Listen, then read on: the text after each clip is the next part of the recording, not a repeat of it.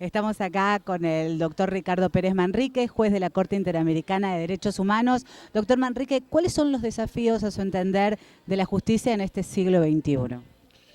Hemos planteado en nuestra disertación que hay muchos desafíos, pero yo creo que el que más importante es que los poderes judiciales deben ser amigables con su pueblo, con su gente, que deben tener una buena comunicación y que debe establecerse una relación de confianza entre la población y el sistema judicial.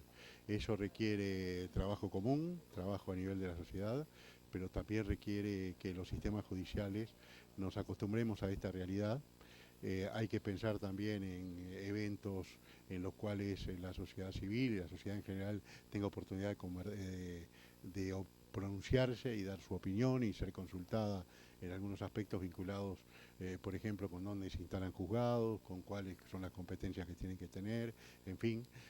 Yo soy un firme convencido de que haciendo esas cosas el Poder Judicial va a mejorar su relación con la población y sobre todo va a mejorar el nivel de derechos que se aplican en una sociedad.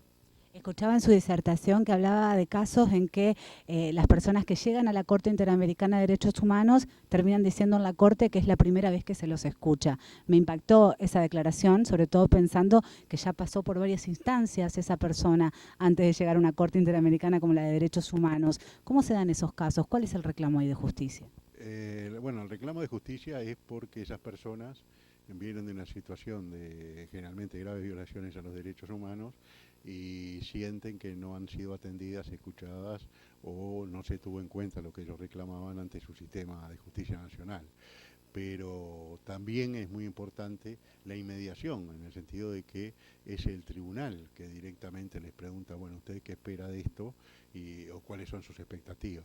Y yo le aseguro que independientemente de qué tratan los casos, que se plantean prácticamente en todo la respuesta de la misma. Y eso es uno de los elementos más impactantes cuando uno integra un tribunal de este tipo, ¿no? ¿Los países latinoamericanos se violan sistemáticamente los derechos humanos o tiene otra percepción la Corte Interamericana? Desde la Corte Interamericana, que tiene una particularidad, porque al no tener los ciudadanos acceso directo a la Corte, sino que tienen que plantear sus casos ante la Comisión Interamericana de Derechos Humanos y al tratar esos casos lleva su tiempo, la Corte interviene en casos a veces que tienen su tiempo de estarse procesando, digamos así. Pero la sensación es que como que hay periodos que se marcan por el gobierno, por la época de cada país, donde se dan una serie de violaciones a los derechos humanos, que después eso mejora y en otras etapas no, salvo los países que todos conocemos en los cuales la violación es permanente y horizontal, digamos, de la mayoría de los derechos. Usted mencionaba a los pueblos originarios también en su disertación. ¿Son el porcentaje de la población en que más se vulneran los derechos humanos o podemos ver también en otro tipo de estratos poblacionales que se vulneren sus derechos?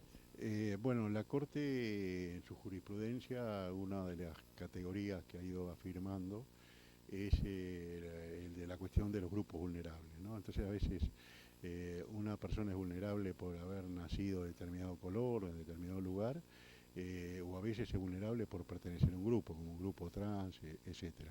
Entonces, hay varios grupos vulnerables, pero que tienen la característica de que se cruzan varias vulnerabilidades, ¿no? Y los pueblos indígenas tienen un cruce de varias vulnerabilidades y es un ámbito en el cual prácticamente lo que es esencial, un pueblo originario, que es su tierra, su medio ambiente, es el lugar que generalmente es el mayor agredido por parte de terceros, ¿no?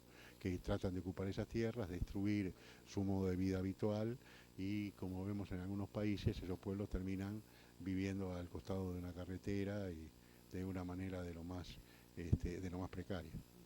¿Tiene una visión optimista del futuro en que mejore la percepción de la sociedad con la justicia o la relación entre la justicia, el Poder Judicial y la sociedad? Después de casi 30 años en el Poder Judicial de mi país y con un mandato de 6 años en la Corte por ahora, sigo creyendo en que es posible cambiarlo y que el sistema de justicia es el camino abierto para cambiar eso, porque hay hay un elemento muy importante que es este. La Corte Interamericana, cuando condena un Estado porque violó un derecho humano, no solo lo condena a restituir el daño causado, sea material o inmaterial, etcétera, sino que además lo condena a adoptar lo que llaman medidas de no restitución. Le dice, usted tiene que cambiar su legislación, adoptar políticas, etcétera, para que esto no se repita.